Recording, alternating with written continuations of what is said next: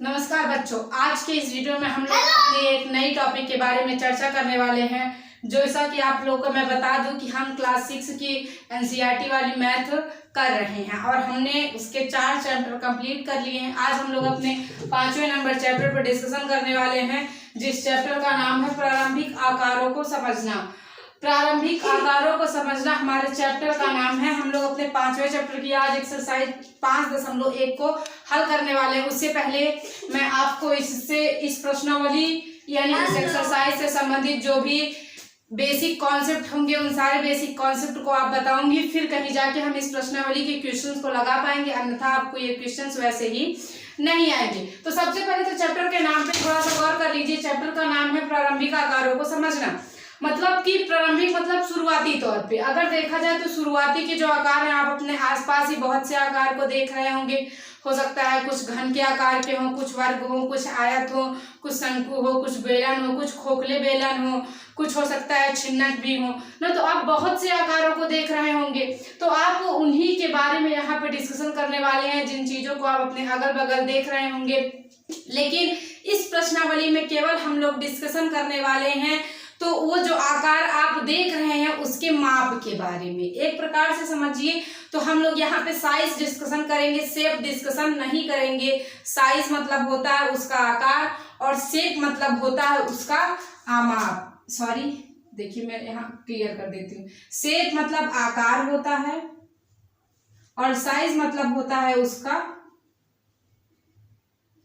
माप। ठीक है, तो हम लोग जो डिस्कशन करने वाले हैं वो साइज डिस्कशन करने वाले हैं। ठीक है, इस प्रश्नावली में मैं आपको रेखा खंडों का मापन सिखाऊंगी। क्या सिखाऊंगी? रेखा खंडों का मापन सिखाएंगे। चलिए फिर ज्यादा देर नहीं करते हुए इस प्रश्नावली को हम अपने आगे बढ़ाते हैं। तो चलिए सबसे पहले मैं यहाँ पे हेडिंग डालती हूँ रेखा खंडों का मापन। रेखा खंडों का मापन, रेखा खंडों का मापन। अब बात यहाँ आ गई है लाइन सेगमेंट यानी रेखा खंड। तो पहले सबसे हम लोग रेखा खंड पे ही चर्चा कर लेते हैं। वैसे तो पहले हम लोगों ने सीखा था रेखा खंड क्या है, ज्यामिति में बताया था, पर आइए फिर से एक बार चर्चा कर लेते हैं, क्या दिक्कत है। तो रेखा खंड, इसको हम लोग इंग्लिश में लाइन सेगमेंट बोलते हैं। सबसे पहली बात, इसका जो एकदम इंपॉर्टेंट टॉपिक है इसमें याद करने लायक कि इसकी निश्चित लंबाई होती है। बस अगर आप इतना याद कर लीजिए तो आप कभी नहीं भूलोगे कि रेखाखंड किसे कहेंगे। पहली बात तो मैं आपको बताना चाहूंगी कि रेखा का ही एक भाग होता है रेखा खंड। रेखा का भाग क्या होता है? रेखा खंड होता है। कैसे होता है, जरा आप मेरी बात को गौर से समझिए। अगर ये कोई रेखा खंड है, ठीक है, मानिए इस रेखा खंड का नाम AB है। मान लीजिए इस रेखा खंड का नाम क्या है? AB है। और अब देखिएगा रेखा खंड मैंने क्या बताया, इसकी एक निश्चित क्या होगी? लंबाई होगी।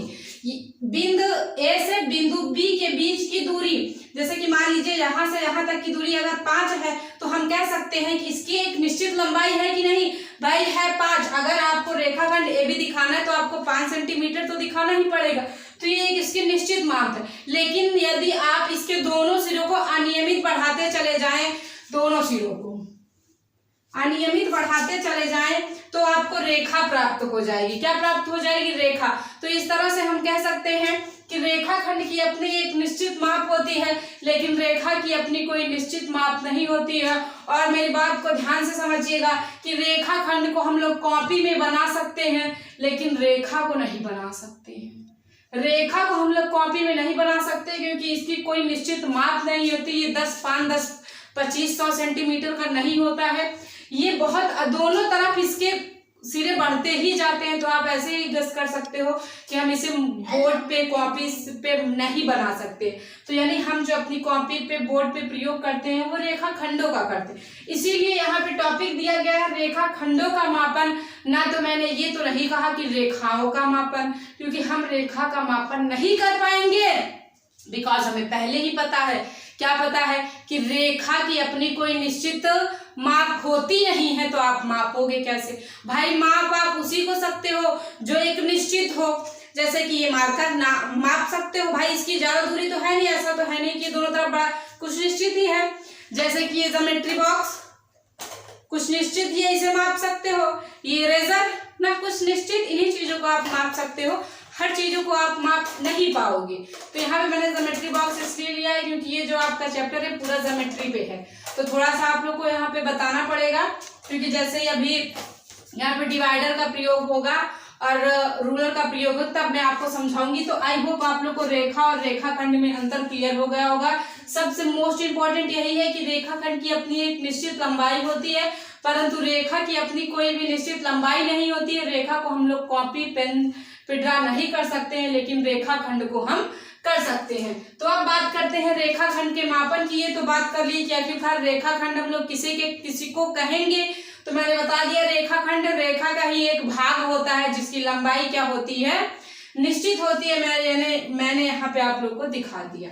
तो रेखाखंड अगर आप डिफिनेशन लिखना चाहते हैं तो लिख सकते हैं कि रेखाखंड रेखा का एक निश्चित भाग होता है जिसकी लंबाई क्या होती है, निश्चित होती है। ठीक है, तो ये हो गया रेखाखंड। आइए आप मापन की बात कर लेते हैं। बात करते हैं हम लोग साइज की।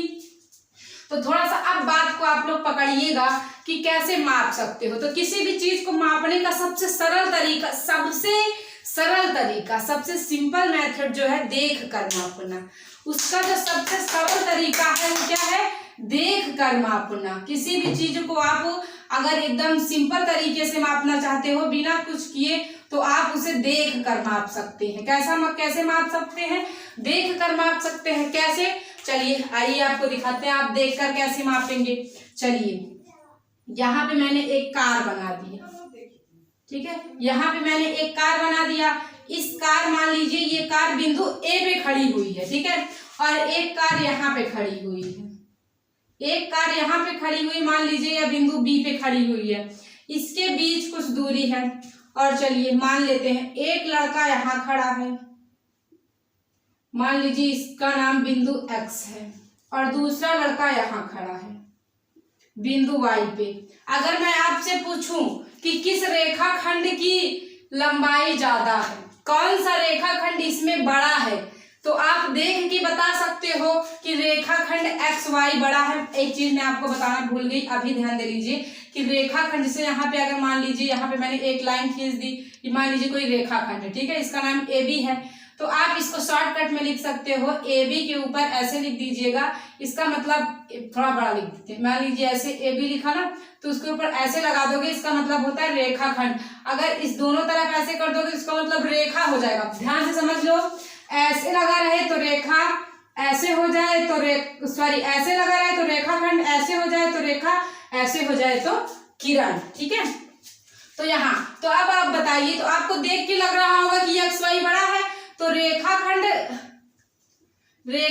एक्स वाई बड़ा है रेखाखंड ए बी से, है ना। ऐसे आप लिख सकते हो। तो सबसे किसी भी रेखाखंड को मापने का सबसे सिंपल मेथड उसको देख कर मापना है। तो आप यहाँ देख के बता सकते हैं कि इसमें से कौन सा रेखाखंड बड़ा है, तो ये वाला रेखाखंड हमारा क्या है, बड़ा है।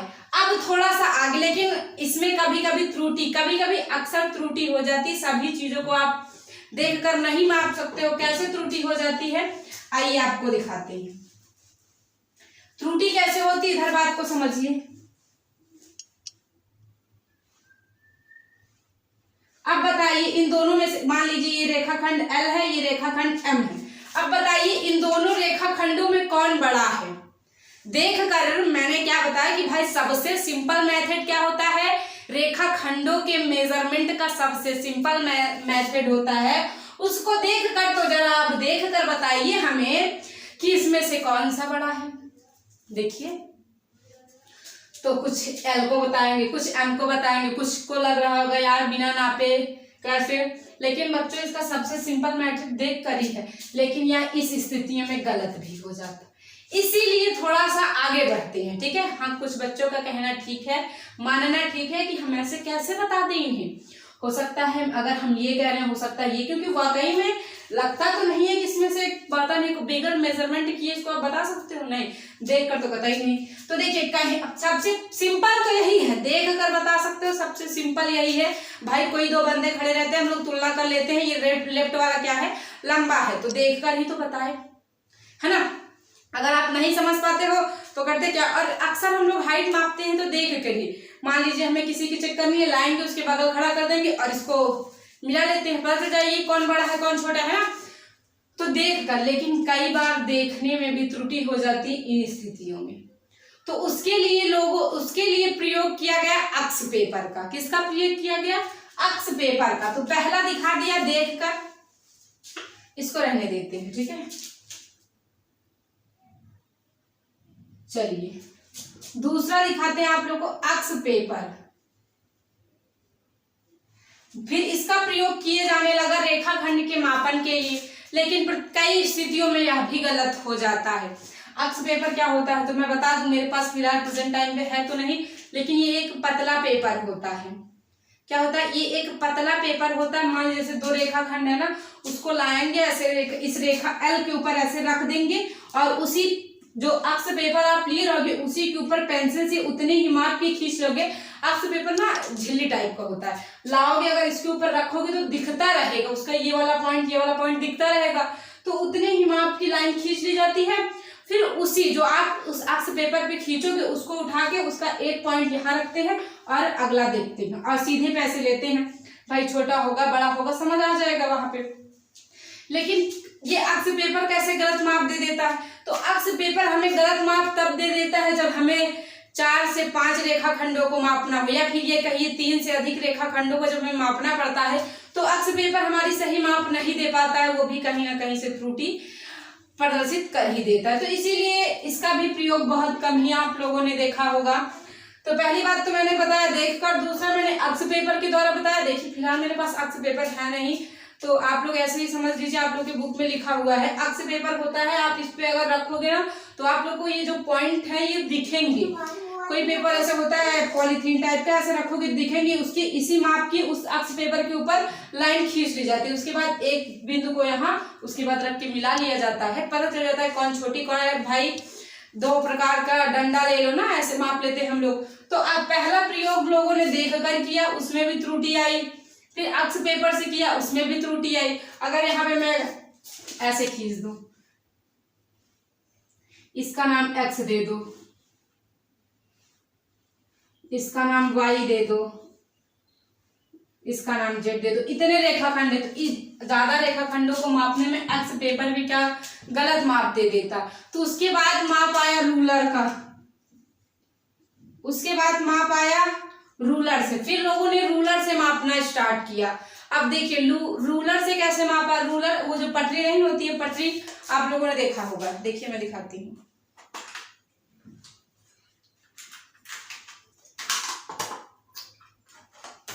देखिए रूलर यही है।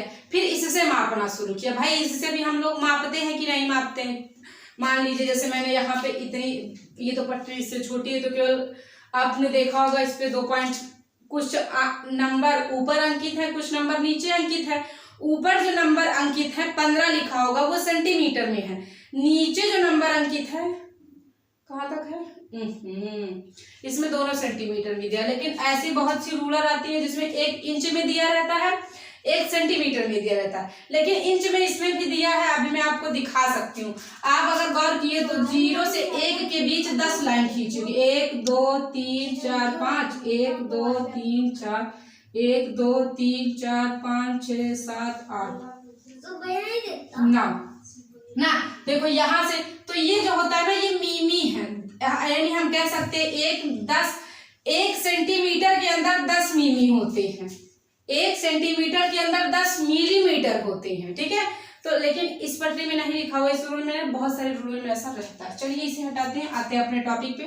टॉपिक ये है कि लोगों ने रूलर का प्रयोग करना शुरू कर दिया रेखाखंड के मापन के लिए, लेकिन यह भी त्रुटिपूर्ण प्रदर्शन करने लगा। कैसे करने लगा तो बात को मेरे गौर से समझिएगा। ज्यादातर तो यह भाई सही रहता है, हम लोग भी इससे माप सकते हैं, आप लोगों ने मापा भी होगा, बट गलत कहाँ है शायद आप लोगों ने कभी वो बात पकड़ नहीं पाई होगी। चलिए फिर आज पकड़िए। गलत हो जाता है, आपने अक्सर गौर किया होगा। अगर आपके पास रूलर है तो आप उसमें देखिए सबसे पहले 0 लिखा होगा, फिर 1 लिखा होगा, 0 और 1 के बीच में 10 लाइन खींची होंगी। चलिए अब बात को मेरे ध्यान से समझिएगा। अब मैं यहाँ पे कोई एक लाइन ले लेती हूँ। ठीक है, मैंने ये लाइन ले लिया, देखते हैं इस, और छोटी लेनी चाहिए, बट कोई दिक्कत नहीं। मैंने एक लाइन नहीं बोली, लाइन सेगमेंट है। क्या है? रेखाखंड है। ठीक है, क्या है ये? रेखाखंड है बच्चों। मापेंगे कैसे? इस रूलर से, बात को मेरा ध्यान से समझना। ठीक है, सपोज करो ये मैंने 0 वाला इस बिंदु पे रखना, हमेशा यही करना। जो रूलर का आपका 0 होगा वो उसके अगले बिंदु, एक बिंदु पे रखना, उसके बाद उसको आगे ले चलना। अब देखिए, मान लेते हैं पटरी हमारी, इस लाइन को थोड़ा सा, इस लाइन सेगमेंट को थोड़ा सा छोटा करते हैं यहीं तक। अब देखिए यहाँ पे माप आ रहा है। अब जहां तक ये माप आ रहा है 17 सेंटीमीटर। 17 सेंटीमीटर नहीं, कितना आया फिर से देख लेते हैं, कुछ मिमी आया है।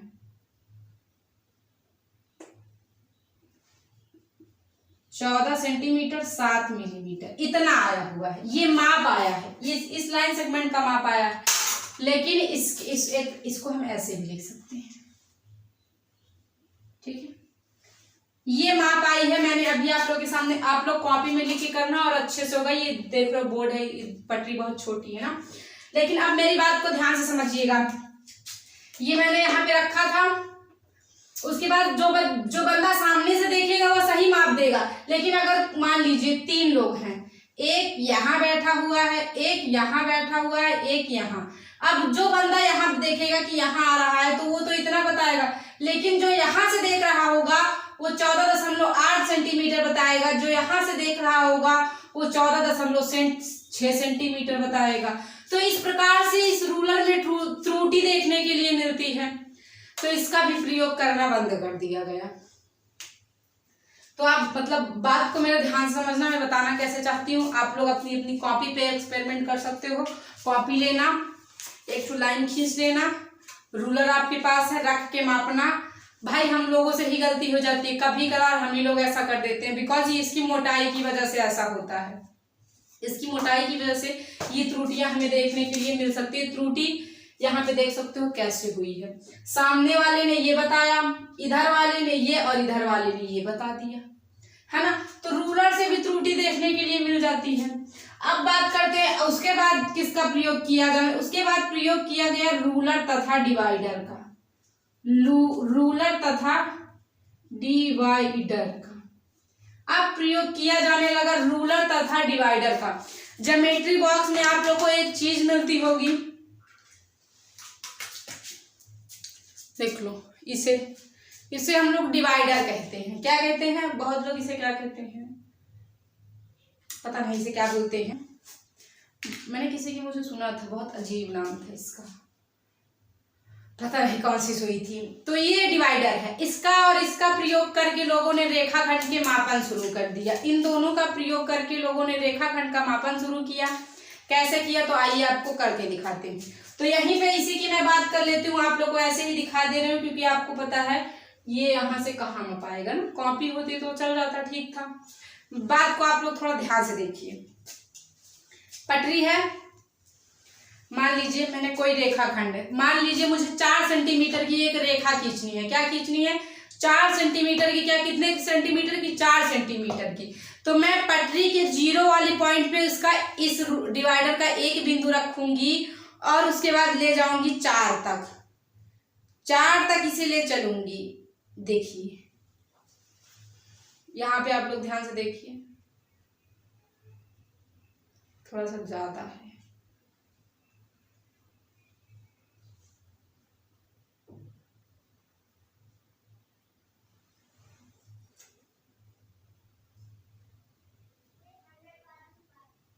देखिए ये 4 सेंटीमीटर का, आप लोग माप लो ऐसे। 4 सेंटीमीटर का हो जाएगा। मान लीजिए हमें खींचनी, तो करना क्या है, बिना कुछ किए हमें इसके बिना माप को, जैसे जितना लिया है इतना ही लीजिएगा, ज्यादा कुछ करिएगा मत, ठीक है। उसके बाद ऐसे रख लीजिए, यहाँ ऐसे कॉपी पे अपने रखेंगे आप लोग तो रखा जाएगा। ऐसे एक बिंदु ऐसे रखिएगा और ऐसे लगा दीजिएगा, एक ऐसे खींच दीजिएगा, चाप लग जाएगा। तो उसी आपको सीधे में लाइन खींच लीजिएगा, वहां तक आपका 4 सेंटीमीटर हो जाएगा।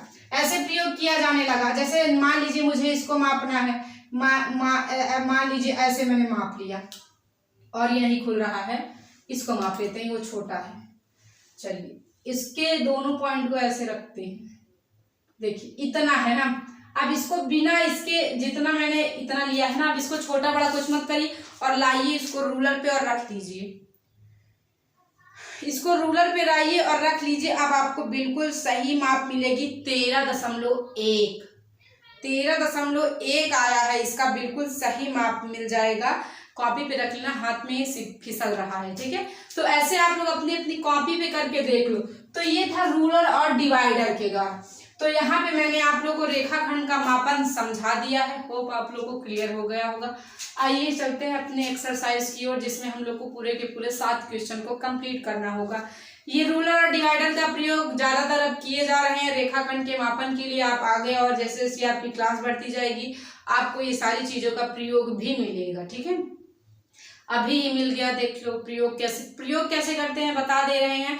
इस रेखाखंड को क्या किया जाता है, जो रेखाखंड रहता है कॉपी पे ऐसे रख के उसको, जैसे मान लीजिए ये कॉपी है, उसको ऐसे रेखाखंड पे ऐसे रख के जितनी बड़ी भी रेखाखंड रहती है उतना ऐसे माप के स्केल पे रख के देख लेते हैं, पता चल जाता है कि रेखाखंड कितना भी लंबा है। तो यहाँ पे भाई व्हाइट बोर्ड है, लाइनें बहुत बड़ी बड़ी हो जा रही हैं। चलिए फिर आते हैं अपनी प्रश्नावली की ओर, पढ़ते हैं अपने। चलिए प्रश्न को करते हैं स्टार्ट। आपको पहला नंबर क्वेश्चन स्क्रीन पे दिख रहा होगा। तो पहला क्वेश्चन आपका है कि रेखाखंड की तुलना केवल देखकर करने से क्या हानि है। बता दिया, रेखाखंड की तुलना देख के करने से गलत माप आ जाती है, ठीक है। तो यहाँ हानि पूछ रहा है, तो आप लिख सकते हो कि रेखाखंड की तुलना देख कर करने से हमें गलत माप मिल सकती है रेखाखंड की, ठीक है। बस इतना ध्यान देना कि गलत निकल आती है अक्सर। चलिए दूसरा, बस इतना ही क्वेश्चन था, आपसे पूछा था रेखाखंड की तुलना केवल देख कर करने से क्या हानि। पहले ही बता दिया था कि देख कर करने से क्या त्रुटि आती है, बता दिया था ना, देख कर करने से क्या त्रुटि आती है। रेखाखंडों की माप क्या हो जाती है, गलत आ जाती है। कब गलत हो जाती है, जब हमें 2 से 3 हो जाते हैं, या फिर ज्यादा नहीं 1-2 सेंटीमीटर का अंतर रहता है तो माप क्या आ जाती है, गलत आ जाती है। क्वेश्चन नंबर दूसरा, एक रेखाखंड की लंबाई मापने के लिए रूलर की अपेक्षा डिवाइडर का प्रयोग करना क्यों अधिक अच्छा है। मान लीजिए कोई रेखाखंड है, उसकी आपको मापन करनी है, ठीक है, मापन करनी है। आप रूलर की अपेक्षा डिवाइडर का प्रयोग क्यों करेंगे, क्योंकि मैंने बता दिया था रूलर में यदि आप उस पॉइंट के सामने नहीं होंगे तो आप गलत उत्तर बता देंगे। बताया था कि नहीं,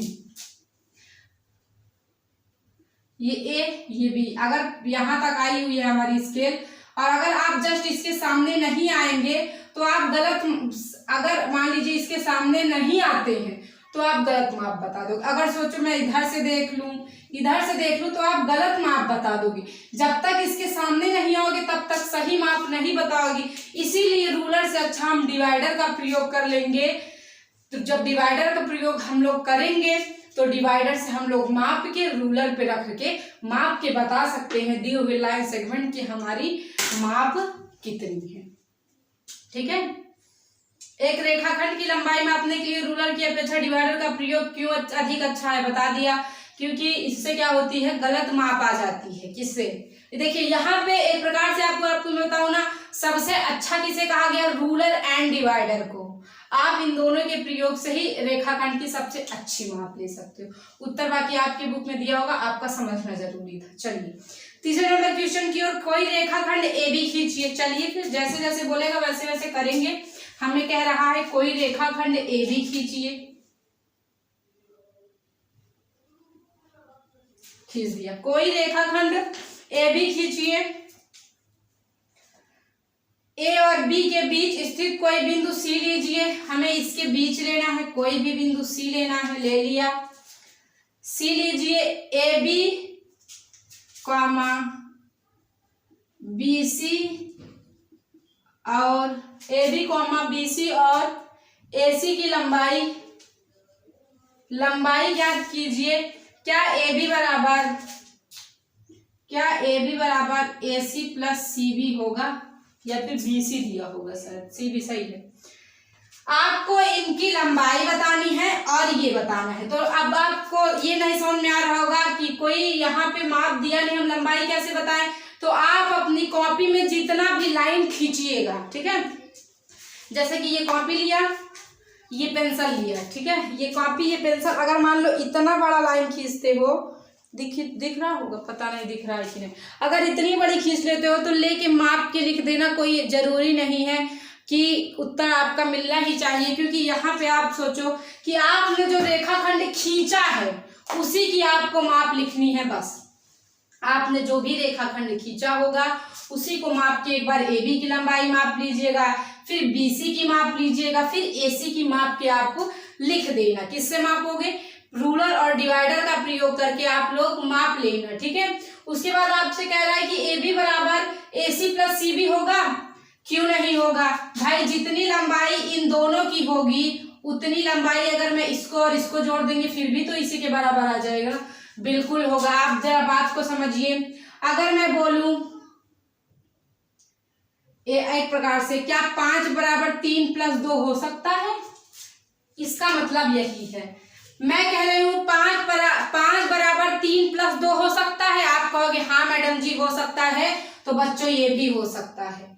जस्ट वैसे ही समझ लो, क्योंकि इस पूरे रेखाखंड की जितनी भी माप होगी, चाहे जितने टुकड़े कर देना, उन सभी को योग भी उसी रेखाखंड के माप के बराबर ही आएगा। तो ये जो मैंने माप नहीं किया, आप ये मत समझना कि हम कर नहीं रहे हैं, मुझे आता नहीं है, फिर मैं कर नहीं पा रही हूँ। बच्चों मैंने इसका रीजन आप लोगों को भली भांति बता दिया है कि आप जितने भी लाइन खींचना अपने कॉपी में उसे माप के लिखना। मैं यहाँ इसको माप भी नहीं सकती, इतनी बड़ी तो मेरी रूलर भी नहीं है जितनी मैंने यहाँ पे रेखाखंड खींचा है, तो मैं कैसे माप दूं? अनजात तो मैं लिख भी नहीं सकती हूँ, गलत हो जाएगा। तो आप लोग को बता दे रही हूँ, जस्ट वैसे ही करना। चाहे जितनी बड़ी चाहे जितनी छोटी खींचना, बस अपने से जो आपकी माप होगी वही लिखना। जरूरी नहीं है कि आपके बगल वाली कॉपी में आपकी माप मिलनी चाहिए, क्योंकि अपने से मैंने खींचा था, क्योंकि क्वेश्चन में खुद ही बोला है कि रेखाखंड AB खींचिए, मैंने खींच दिया, मेरी जितना इच्छा थी। उसके बाद आप माप के इन तीनों की लंबाई लिख देना, बात खत्म। चलिए अगले क्वेश्चन की ओर चलते हैं। इस प्रश्न में बस इतना ही था। अगला क्वेश्चन क्या है हमारा कि एक रेखा पर बिंदु AB और C इस प्रकार है कि AB बराबर, देखिए कोई एक रेखा है, ठीक है। वैसे हम रेखा को बोर्ड पे ड्रा तो नहीं कर सकते, लेकिन हमसे कह रहा है ABC इस प्रकार है, ABC इस प्रकार है कि AB बराबर 5 सेंटीमीटर, AB बराबर 5 सेंटीमीटर, BC बराबर 3 सेंटीमीटर और AC बराबर 8 सेंटीमीटर। ये देखिए आपसे ये कह रहा है। फिर कह रहा है कि इसमें से कौन सा बिंदु अन्य दोनों बिंदुओं के बीच है। आपको बताना है कि कौन सा बिंदु है जो अन्य दोनों बिंदुओं के बीच है। तो बताइए हमें AC के बीच कौन है? B है। देखिए मध्य नहीं पूछा है, अगर आपसे मध्य में पूछ लेता तो गलत था, क्योंकि भाई पूरी लंबाई तो 8 है। समझो बात को, अगर यहाँ से यहाँ तक की लंबाई 8 है, अगर मैं आपसे इसका मध्य बिंदु पूछ लूँ तो 4 होना चाहिए ना। लेकिन यहाँ आपसे केवल ये पूछा है, मान लीजिए ये रवि है और ये क्या है, मान लीजिए ये श्याम है और ये राम है। आपसे ये पूछा जा रहा है कि रवि और राम के बीच कौन बैठा है?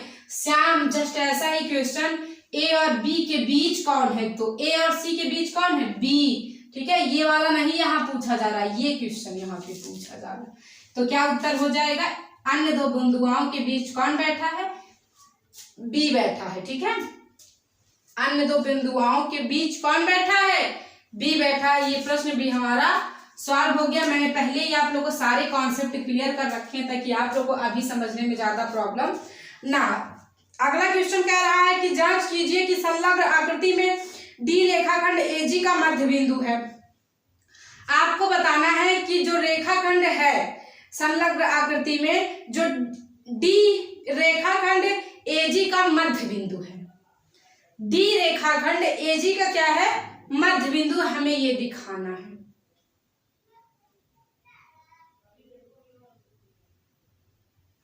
देखिए ऐसे बना हुआ है ना, A B C, और बड़ा बनाते हैं थोड़ा सा, A B C D E F, उसके बाद यहाँ कर दिया G। हमसे यही पूछ रहा था। ठीक है, हमें बताना है कि एजी रेखाखंड एजी का जो मध्य बिंदु है वो डी है। कैसे है, चलिए मध्य बिंदु ज्ञात करने का सबसे अच्छा तरीका है, बीच में ही आपको मध्य बिंदु बताना है। यहाँ वो वाला पॉइंट है कि अगर इस रेखाखंड की लंबाई 8 है तो इसका मध्य बिंदु क्या हो जाएगा, 4 आ जाएगा। क्या आ जाएगा, 4 आ जाएगा ना। तो यहाँ ये वाला पॉइंट काम करेगा। जरा बात को समझना, अगर मैं मान लूं यहाँ से यहाँ तक एक, फिर ये भी एक, ये भी एक, ये भी एक, ये भी एक, ये भी एक, तो एक एक एक, 1 2 3 4 5 6, क्या हो जाएगा, A B C D E F G. हमें बताना है कि जी क्या है, इन एजी रेखाखंड का मध्य बिंदु है। आप जरा बताइएगा कि एक यहाँ, एक यहाँ, एक यहाँ, यानी 3 सेंटीमीटर यहाँ से यहाँ तक हो गया और 3 सेंटीमीटर यहाँ से यहाँ तक हो गया। तो क्या ये मध्य बिंदु नहीं होगा? हाँ, मध्य बिंदु होगा कि नहीं? अगर आप पॉइंट ही गिन लो, 1 2 3 4 5 6 7, कितने हैं, 7 बिंदु है, लेकिन बैठे 1 2 3 4 5 6 7 है ना। बात को समझना, 7 लोग बैठे हैं, कितने लोग बैठे हैं, 7। इसमें से हमें मध्य वाला बताना है। अगर सोचिए 1 2 3 4 5 6 7 लोग हैं, मैं कहूँ आप बीच में कौन है बच्चों, 4 है, बताओगे कि नहीं बताओगे? तो यहाँ ऐसे सोचो बीच में कौन है, 3 इधर निकाल दो, 3 इधर निकाल दो, बचा हमारा बीच में, ये क्या हो जाएगा, हमारा मध्य बिंदु हो जाएगा। बात खत्म, आपको मध्य बिंदु ही बतानी थी। चलिए अगले प्रश्न की ओर आते हैं। अगला प्रश्न है हमारा, बी रेखाखंड एसी का मध्य बिंदु है। बी रेखाखंड एसी का क्या है, मध्य बिंदु क्या है, बी है। बी रेखाखंड एसी का मध्य बिंदु है और सी रेखाखंड बीडी का मध्य बिंदु है। बीडी का मध्य बिंदु क्या है, सी है। आ गया ना बीच में सी। एसी का मध्य बिंदु बी है और बीडी का मध्य बिंदु सी है। बीडी का मध्य बिंदु सी, जहां ए बी सी डी एक ही रेखा पर स्थित है। देखिए वो हिंट भी दे दिया, तो कर दिया एक ही रेखा पर। बताइए कि ए बी बराबर सी डी क्यों है। ए बी बराबर सी डी, ए बी बराबर सी डी आपको ये दिखाना है। जरा आप बताइएगा, ए बी बराबर बी सी होगा, ए बी बराबर बी सी होगा कि नहीं होगा? क्यों होगा? रीजन है मेरे पास, क्योंकि एसी का मध्य बिंदु क्या है, बी है। अगर मध्य में है तो इन दोनों भाग को क्या कर रहा होगा, बराबर कर रहा होगा। तो ए बी बराबर बी सी हो गया। उसके बाद बीडी रेखाखंड का मध्य बिंदु क्या है, सी है ना। तो यानी कि बीसी बराबर क्या हो जाएगा, सी डी हो जाएगा कि नहीं?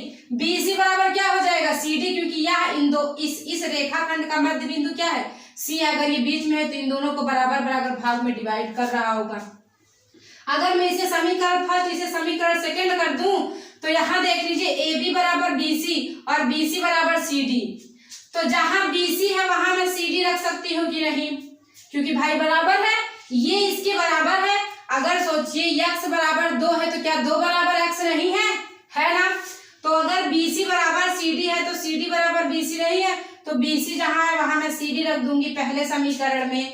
तो पहला समीकरण है AB बराबर BC, दूसरे में BC बराबर CD मिला है तो मैं BC बराबर यहाँ CD रख दे रही हूँ। यही हमें दिखाना था कि AB CD के बराबर है कि नहीं है। तो क्यों है, देख लीजिए क्यों है, सिद्ध हो गया। यही हमें प्रूव करना था। मैंने आपको भली भांति दिखा दिया कि कैसे ये सारी चीजें आई। इन दोनों, इस रेखाखंड का मध्य बिंदु ये था और इस रेखाखंड का मध्य बिंदु ये था। ठीक है, बातें क्लियर है ना। चलिए अगले प्रश्न की ओर बढ़ते हैं। अगला प्रश्न है हमारा 5 त्रिभुज खींचिए और उनकी भुजाओं को मापिए। प्रत्येक स्थिति में जांच कीजिए कि किन्हीं दो भुजाओं की लंबाई का योग तीसरी भुजा की लंबाई से सदैव बड़ा होना चाहिए। पहली बात तो मैं बता दूं कि त्रिभुज की 2 भुजाओं का योग तीसरी भुजा की लंबाई से हमेशा ज्यादा होगा। आपको 5 त्रिभुज खींचने, तो 1 2 3 4 5 त्रिभुज हो गए। अब इसको हमें लंबाई देनी है। अगर मैं किन्हीं भी दो त्रिभुज की भुजाओं का योग तीसरी भुजा से ज्यादा होना चाहिए, 4 7 4 11, 3 से ज्यादा है, 7 3 10, 4 से ज्यादा है, 4 3 7 बराबर हो गया, कोई दिक्कत नहीं है। चलिए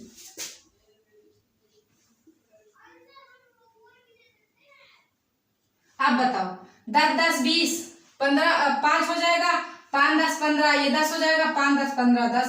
दो भुजाओं का योग तीसरी भुजा से क्या होना चाहिए, बड़ा होना चाहिए, यहाँ यही कह रहा है। आप चाहिए तो इसका नाम भी दे दीजिए, ABC PQR XYZ। उसके बाद क्या यहाँ रखें, LMNOPQ। बस दो भुजाओं का योग तीसरी भुजा से क्या होना चाहिए, किसी भी त्रिभुज की माप हमेशा दो भुजा का योग तीसरी भुजा से ज्यादा ही, तभी त्रिभुजराही होता है। तो यहाँ देखिए 5, यहाँ 3 कर देते हैं। देखिए 7 3 10 इससे ज्यादा है, 7 5 12 इससे ज्यादा है, 5 3 8 इससे ज्यादा है। आप नाप के भी ड्रा कर सकते हो। देखिए अपने से लिखना है, यहाँ आप ये मत समझना आप क्या लिख रहे हैं क्या मीटर, भाई अपने से लिखना, कोई दिक्कत नहीं है। बस इस चीज का आपको ध्यान में रख के चलना है कि अगर आप किन्हीं भी दो भुजाओं, किन्हीं भी तीनों भुजाओं में से किन्हीं भी दो भुजाओं को जोड़ लो तो जो शेष भुजा बच जाएगी। जैसे मैंने अगर इन दोनों को जोड़ा, इन दोनों को जोड़ लिया तो बच ये वाली जाएगी, तो इन दोनों का जोड़ने पर इससे कम नहीं आना चाहिए। बस इस बात को ध्यान में रख लेना कि अगर आप इन दोनों को जोड़ रहे हैं तो इससे कम ना आने पाए। तो 7 2 9 कम ज्यादा ही है इससे, 5 2 7 ठीक है, ये दो नहीं सही है, 15 3 5, यहाँ इसको कर देते हैं 20। देखिए 20 3 23 और इसको जोड़ दोगे फिर इसको, ये कम हो जाएगा। अभी देख लीजिए कम है, देखिए 20 7 27, 15 से ज्यादा है, इसको जोड़ लेंगे तो 22, इससे ज्यादा, इसको जोड़ लेंगे तो इससे ज्यादा। सही है, यही क्वेश्चन में बोला गया था कि किसी भी दो भुजा का योग तीसरी भुजा से कम नहीं होना चाहिए। इस प्रश्न में आपसे यही बोला गया था कि त्रिभुज की किन्हीं भी दो भुजाओं का योग, किन्हीं भी दो भुजाओं का योग तीसरी भुजा से कम नहीं होना चाहिए। आप ऐसे उनके मान लिखना और 5 त्रिभुज बनाना, जो कि मैंने यहाँ पे ड्रा कर दिए। तो होप आप लोग को वीडियो अच्छा लगा होगा, बातें हमारी समझ आई होगी। वीडियो अच्छा लगा तो वीडियो को लाइक कर दो, चैनल पे नए हो तो सब्सक्राइब करके रख लो, क्योंकि बहुत इम्पोर्टेंट है मेरा चैनल और हम आपके लिए। वो कैसे हैं वो आपको आगे पता चल ही जाएगा, ठीक है। तो आई होप आपको वीडियो अच्छा लगा होगा, बातें हमारी समझ आई होगी। अच्छा लगा हो तो कमेंट में जरूर बताना, और जो बातें छूट गई होंगी, जो आप और चाहते हो मैम आप ये डाउट मेरा क्लियर कर दीजिए, कमेंट बता दीजिएगा, वो भी आपके डाउट क्लियर हो जाएंगे। बाकी जेएमवी की मैं एक आध दिन बात करूंगी आप लोगों से, टेंशन ना ले बच्चे। चलिए फिर मिलेंगे अपने अगले वीडियो में आपकी अगली एक्सरसाइज को हल कराते हुए। जय हिंद, वंदे